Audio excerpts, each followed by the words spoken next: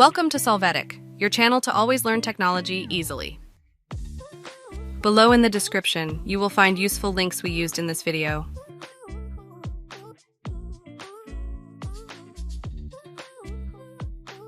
Today in Solvetic, we will see how to create folder desktop.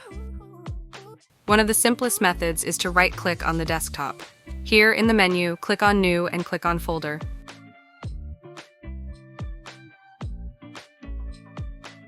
Enter the name of your folder.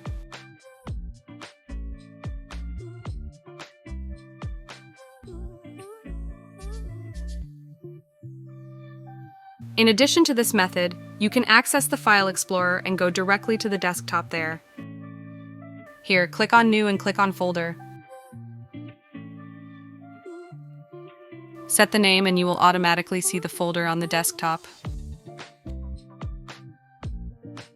Hey, remember to subscribe Solvetic channel.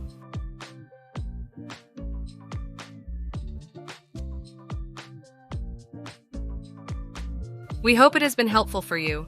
Here are links to watch more videos of your interest and subscribe to the Solvetic channel. Thank you.